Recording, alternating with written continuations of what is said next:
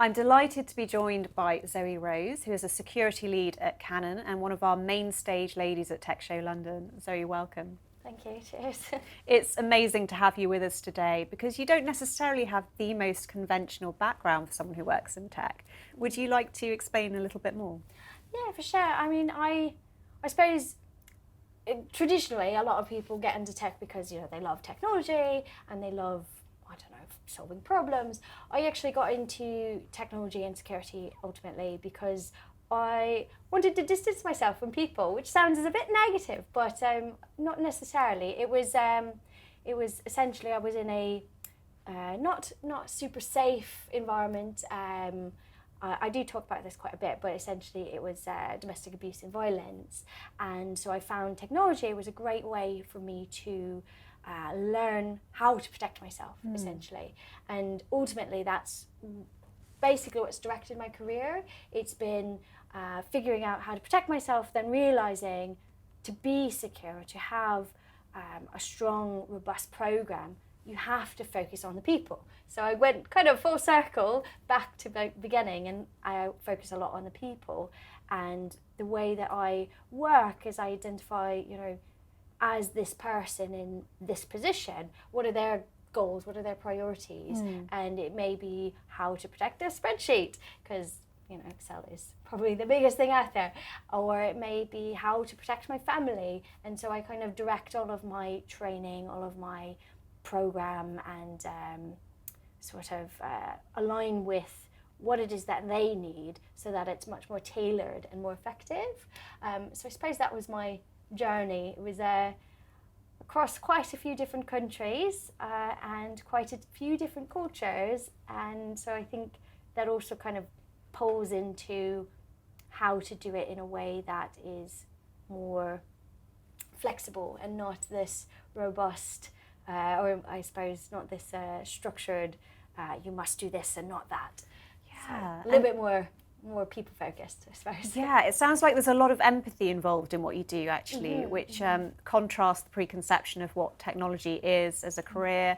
And what are the different ways that you've tailored your approach to different cultures? Can you give any examples? Yeah, for sure. I mean, I work quite heavily with the awareness and also communications teams because if I want something to be done or I want to change a workflow, I have to communicate it and explain the why it's important so that it actually happens. And one thing I've noticed is the way people are motivated is different. It does vary. In a high-level view, motivations, I think, obviously not being a psychology major from what I've read, we've got extrinsic motivators, so external. I want you to take X action and I don't want you to do something else, so I want you to do it, which is good for short-term engagement, but not so good for long-term and actually changing behaviours, whereas the intrinsic motivators are the internal. I want to do this or I don't want to do that. And so understanding not only that I need to focus on that intrinsic, I want to do this, I also have to understand from a cultural view what that means. For some people, messaging is key. Like if I look at, not for some people, everybody, it's messaging is key, but if I look at like an American culture, I may be a bit more, not salesy, but like that sort of approach of, I don't know how to explain it except for saying salesy. Not that that's negative, but in a European culture, I definitely wouldn't do that because if I do things that are too salesy, it's just, comes across a bit rubbish, and I wouldn't do that. But that's kind of a cultural change. And then if I ever do think of things like extrinsic motivators, again, not great for long-term engagement, but they are. It does help in the short term. There's things like maybe in the with people in India, for example, I might focus on certificates because that a sense of achievement. I've got a certificate. I'm doing really well.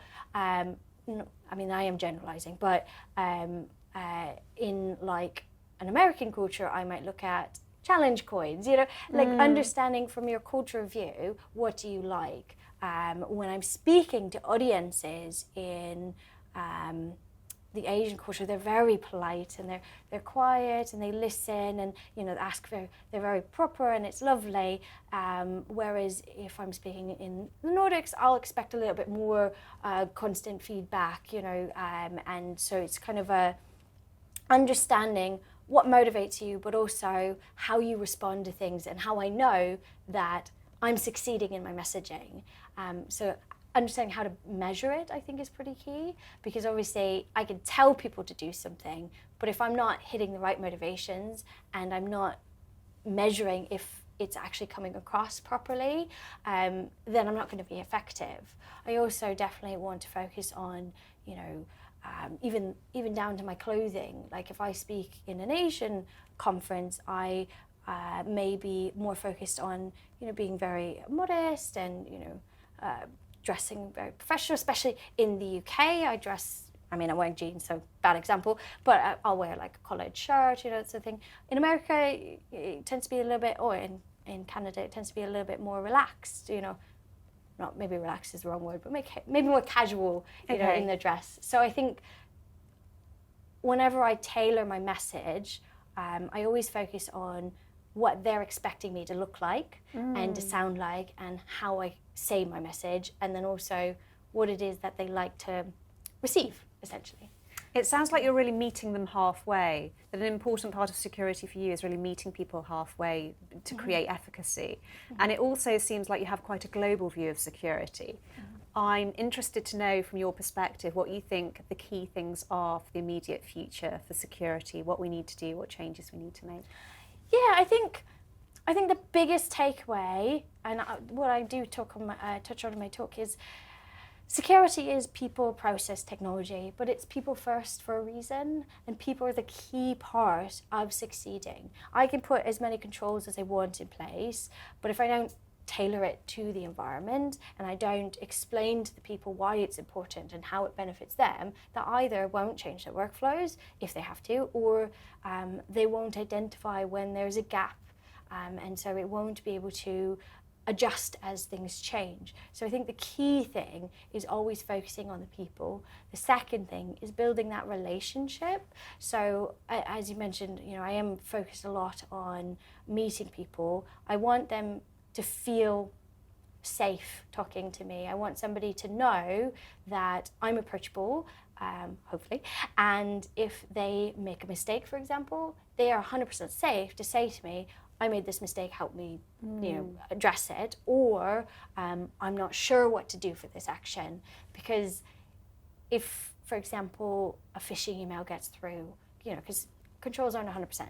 If it gets through and somebody clicks a link, I want them to know that they can come to me and say, I think I clicked on this phishing email, because then, we can respond quickly and then we can adjust the controls to make sure that it's safe. Whereas if somebody doesn't feel safe, they may hide the evidence that they clicked on it, and that ultimately means that I failed when I designed the entire program. Yes, that's fascinating, that link between personal security, personal sense of security, and security in the work that we do. And security is obviously key at the moment globally, in terms of even warfare and the situation in Europe. How have you responded to that personally?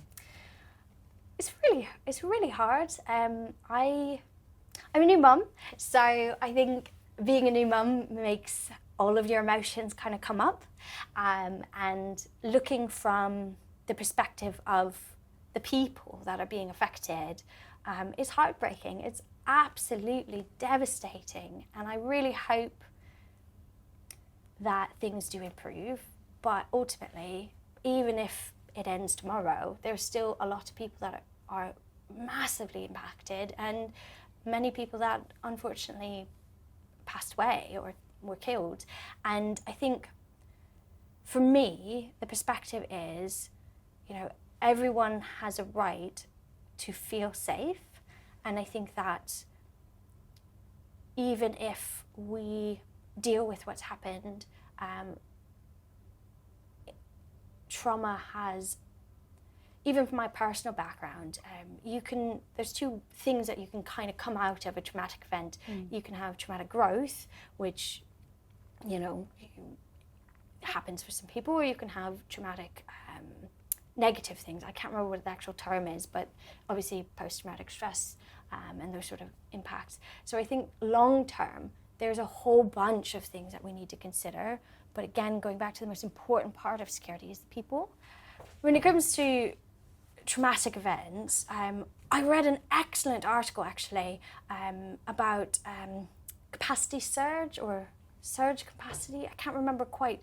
It was on, I tweeted it, so I think I've got it pinned. But it talks about natural disasters or dealing with big events and how it impacts us and our energy levels, and why something like the COVID situation caused people to be really tired, just so exhausted, and they're unable to regenerate, is because there's no end date. Whereas with natural disasters, there's an end date, you know, and then you can kind of, it carries you through to then, and then you can regenerate. Whereas COVID is kind of not allowed that. We don't have an end date. And then add on to the war going on, that's traumatic, and people being able to deal with that, like I said, some people may grow, you know, it may be something that, I mean, the Ukrainian president is a great example. He is stepping up and showing that he cares for his people, and he's making a huge difference. Whereas, you know, I'm sure there'll be many people impacted where they have to deal with post-traumatic stress and readjusting and handling their own triggers. And speaking from my personal background, I dealt with PTSD for many years, and I still deal with it today. And it affects security, because that affects your sense of being. It affects your sense of safety. So if you want your employees, for example, to be secure, they want to manage their security program and take the actions you require them, you have to support them as humans. And, you know, maybe people, you know, physically going through the war right now, they're going to have a long-term impact. Economy is going to have a long-term impact, but also people reading about it, or having relatives there, or having friends there. I mean, all of us are being impacted. And so I think ultimately we have to reassess what's important. You know, what is the actual end goal? We want to secure our environment for why? For this reason. How are we doing it? Well, this is how we do it, and have a constant feedback loop, but include that personal bit of, how are you? You know, I'm a manager where I work, and I make sure that I ask my I don't know what to call them, direct reports, that's all right, I was going to manage direct reports. How are you? You know, how are you feeling? Because that's going to impact their ability to get their job done. I mean, they can be absolutely brilliant, but if they're scared about, you know, what's going on in the news, I mean, understandably, that's going to impact the way they work. And so you have to make sure to kind of meet people where they are. And I think especially when it comes to, you know, security is my career. I understand the principles, I understand the context, and I apply it to my daily life. For people that are not security experts, I need to be approachable, but I also need to make it easy, because they want to get their job done, you know, and they want to feel safe, and they want to feel valued. So I need to see where they are, understand that context, and give them relatable examples, give them practical advice, and make it easy so that they don't have to get around my controls to get their job done, ultimately. Yeah. And also, you know, most importantly, remember that security is people, and if they need help, even if it's something completely unrelated to work, well, actually, it's very beneficial to help them, because they're the ones that are going to make the difference. Great. You very exquisitely combined personal security, emotional security with technological security in what you've shared. And I think that's going to be a great benefit to anyone watching and listening. So, Zoe, thank you very much indeed for joining us. Thank you. Cheers.